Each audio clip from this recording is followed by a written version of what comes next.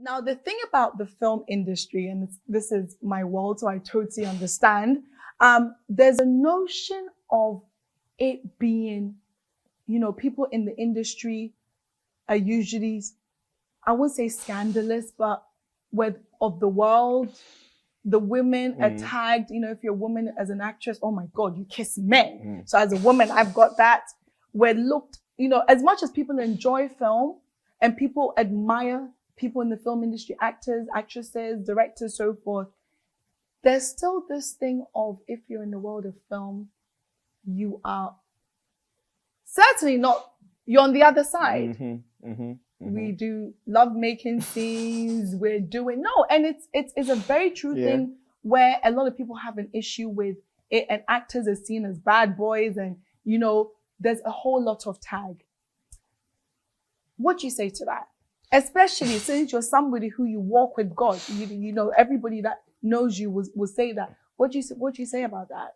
I think that initially when I used to have this argument a lot, and I discovered no, having arguments about this won't cut it, because the people who say such things as forgive me for lack of a better word, as shallow as it seems, they do have a point in some way. Yes.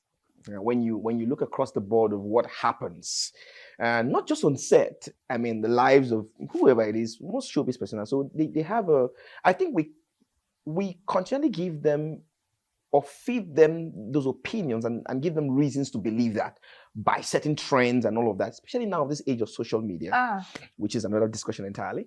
And but then again, I try to make people understand two things: that everyone you see on screen, they have a life beyond action to cut, right? And then there's a world of make-believe.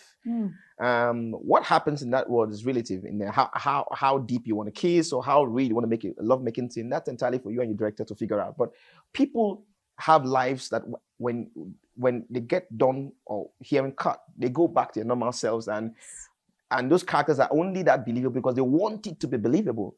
And so there's a bit of education that people need to get into when it comes to this. But beyond that, for my personal experience, when I I like to use the word rededicated my life to God, because people don't know I was born again at 13, but that's yeah. Okay, so when I got through my prodigal son years and got back to God, there was this confusion in me. Do I take a stand for God and be here, or abandon this crazy, mischievous world of showbiz and acting and go elsewhere and live for Jesus and be happy and make heaven?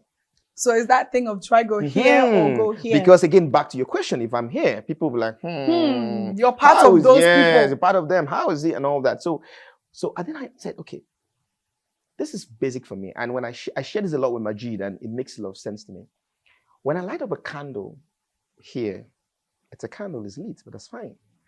The power of light is only in the midst of darkness. Yes. Figurative darkness as it is.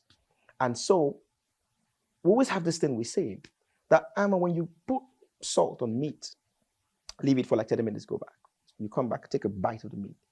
Do you say that this salt has become meaty? No. You say this meat has become salty.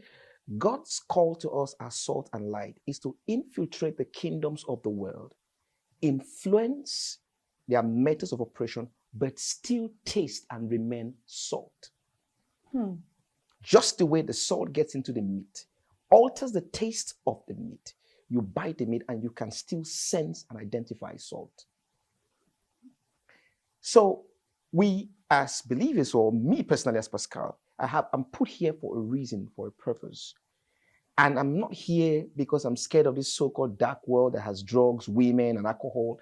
I'm here as salt and light. And no matter, if I have that mindset, no matter what script I take on, what job I do, what character I portray, I always find openings to be light and to be salt. And if you are consistent with being light and salt, guess what? People will look at that same industry and identify you as light and salt. Why am I saying this?